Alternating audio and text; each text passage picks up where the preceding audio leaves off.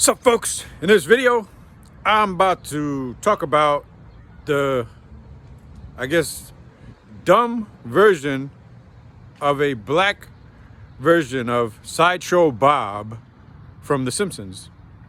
So today, I encountered Sideshow Bob, the black version, and the motherfucker's dumb as shit, yo. He's like a 6'2" skinny dude that got beat up a lot, and it's like he's trying to regain his manhood, and he was very disrespectful today. So I'm trying to like walk y'all through what happened. So there's a gas station. I get kerosene from my house, and I thought it had fuel last night, so I'm like, oh shit. When my mom's, ew, I hate using that phrase, when Jillian woke up, she wanted to know if it got fuel, and I was like, let me check. And then I went to check, and it was all gone. So I was like, damn, I thought it had some in it last night. And then my little brother, he probably like turned it on to heat up some food or something. So I was like, oh shit, let me get out of here. So I got up, got my shit together, went out the house, headed to the first gas station, and the pump was broke the last time I went there. So I was like, hopefully it's fixed. So I went to the closest one, and it was still broken. So then it's a Speedway gas station, and 7-Eleven owns it or something. So then I was like, oh, I gotta go to the next one. So I went like 15 to 20 blocks away from that, the one that was broken, to get fuel. So I got my bicycle, and I was like, oh shit, I'm a little hungry. Let me see if I could get like a hot dog or something and then get the fuel. So I take my bike. I walked in. I went around the island to the hot dog section, holding my bike. And I was like, the hot dogs, they didn't have any. And then they had these like small little like tacos rolled up. I was like, that shit, it might not fill me up. So I went over. I saw some slices of pizzas, and I was like, I'm about to get one to myself. I said that to myself. So as I'm like getting ready to ask the store clerk about the pizza and I'm about to buy the fuel, that little dumbass Sideshow Bob doofus was like, yo, you can't bring that bike in here. So I was like, who the fuck is this guy? Like, he didn't have on a uniform or nothing. But he was a dude that walked out of the store. And I was like, yo, he looked like a little crazy. So I thought he was like about to like do something weird. So I was looking at him because he looked psychotic. He didn't look like a fucking dude that works at a store, you know, like you're supposed to be open, like be pleasant to customers and shit, happy about doing your job. So this dude, he had walked out. I saw him while I was going in. So then I can't, yeah, so I'm at the cashier, and then he's like, he went behind the counter, and then he started, it was like an attitude problem, yo. The dude's like really fucking weird. So in my brain, I'm like assessing the situation. I'm like, all right, let me just like try to cash out and hurry up and get my fuel. So my little brother, he's schizophrenic, and he don't help out. He don't do nothing, yo. He barely moves. He just stays stuck in the house.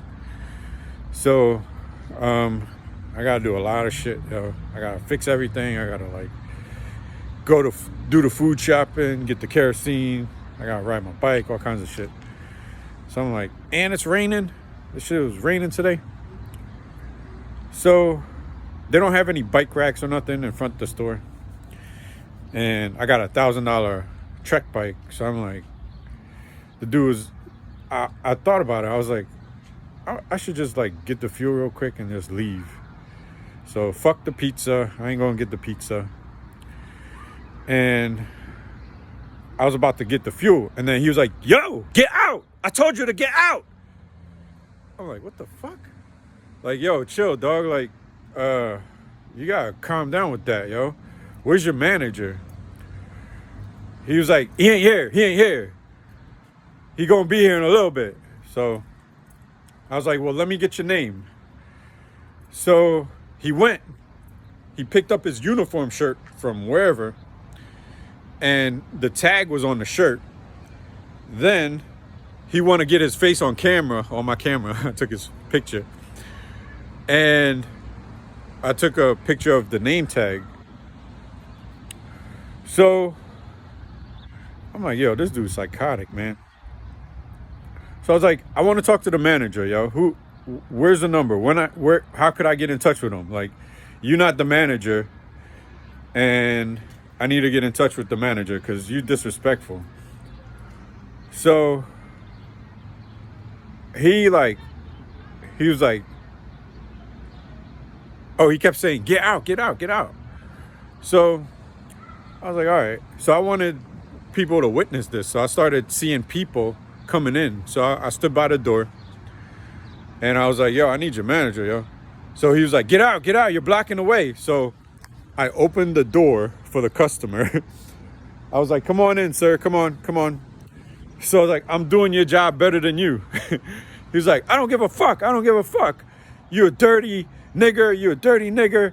You a bum, a retard, you smell. And then I was like, I ain't no bum, I do YouTube. So then he was like, he laughed at me. He was like, it don't look like you do YouTube. You ain't making nowhere. So I was like, yo, whatever. So I was like, hang on, buddy. I'm going to call the cops. So I called the cops on my phone. And he starts snapping like, you a fucking retard. Get out. I told you to get out. I was like, what if I was a retard? Like, that's not the right word to be using. So I left, but I was standing out front waiting for the cops. And that motherfucker delayed me, yo. But I never been in that situation before. And it was a weird situation. But that's a very bad employee situation. And I was calling a lawyer. I was like, I don't know what to do. So the cops, they told me it's not a criminal situation, so they can't do nothing. So I was like, all right, whatever. They said it's a civil complaint. You could call a lawyer. So based on this situation, if I was capable of suing for like distress and whatnot, I just thought about it. Like, I invented a new money system, and everybody got, it's like an insurance policy for the businesses. So everybody got like $250,000 insurance coverage, right? But this insurance coverage, it gets converted into income after the age of 65. So it means you get the money in your own pocket at age 65, like after 65 and after. So I'm thinking, instead of suing the business or filing a lawsuit because of this disgruntled idiot, I could sue him directly, or I could sue the company, and then the company pulls that money off of his card and then, well, his coverage, and then pays me. So the damages that I could potentially sue for, the way I set it up is $50,000 for an arm, $50,000 for another arm, $50,000 for a leg, $50,000 for a leg, and then $50,000. So that's for the head and the torso, right? So it's like waist down on the left, waist down on the right, or whatever, left, right. And, you know, it's divided that way. So I have a schizophrenic little brother, and he caused damage to this area. So I would say he delayed me being ignorant and dumb. He delayed me from providing care to my little schizophrenic brother and emotional distress. So I want to minimize or maximize the most amount you could get for like an emotional distress is $5,000. So he assaulted my little brother, and that's $5,000 emotional distress. And then he assaulted me because I was hungry and I was in progress of, like, you know, handling my business. And that's my stomach, emotional distress. So that's 5,001, 5,002. And then now we got to go into this part. So the physical assault, what would that be worth out of $50,000? Maybe like 3,000 to 5,000. So now I could go get the lawyer. I could sue this man and the company, but the employee would be paying the damages, not the company, because that means the company would not raise their prices every time they get sued, or their insurance doesn't go up. So, and at the same time, the lawyer gets paid guaranteed.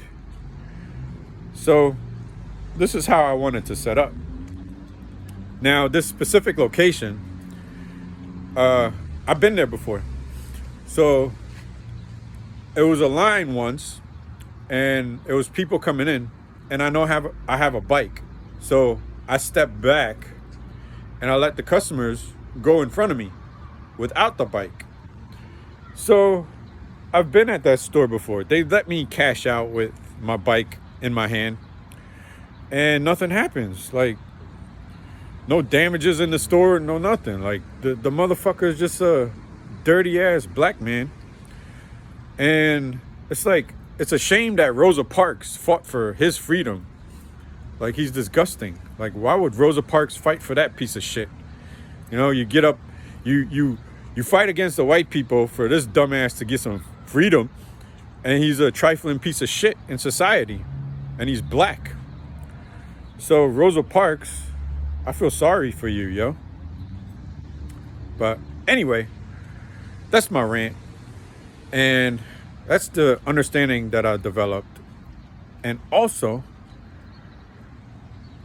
yo, this 7-Eleven, yo, they're a dangerous company to even like go be a part of, like shopping, because when you go on their website, it's like you get a runaround. So I went on the Speedway, and then I'm calling the HR,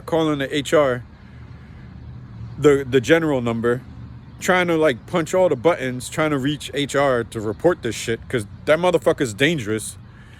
And he and then it's like you get to one department, they said, let me transfer you to somebody, right? So then it transfer you out back to where you first started when you first called a 1-800 number, and then you got to go through the directory again. And then once you get through a random one, because it's like the one that you called about ethics, they transfer you out. So I'm like, what is this? So it's like this weird loop thing, and nobody's taking complaints. So that dude, he dangerous, yo. Like, I kind of figured out what type of dude he is. He probably one of them dudes that's like daydreaming about getting on YouTube, going viral, about being a hero. So he probably had like a gun in the background, and he kept calling me a retard, so that way I could like fight him, and he could like shoot me, and he thinks that he'll be a hero because some smelly guy that he's calling a bum wanted to buy some fuel and disrespected him or something by trying to hurry up and get the fuel. Like, this shit makes no fucking sense. So, yes, I do fucking stink. I smell like I'm homeless because I volunteer like all my hours fixing the damages that's happening right now in the economic system. And I'm rescuing people. I'm rescuing like 8 billion people in every single country because these financial systems are badly damaged. And I had to study for that shit. Plus, I got to take care of my little brother. I got to take care of my pops. I got to take care of myself. And it's like, I don't have money in my pocket like that because nobody's paying me. So I got to like make do with what I got. And like, these clothes are so fucking old. And if I was still working my EMT job, I would have had fresh clothes. I would have had like cologne. I would have had soap to wash my ass. But I'm getting fucked over. So that dirty ass black man, hopefully he ends up in my situation and he starts to smell like shit.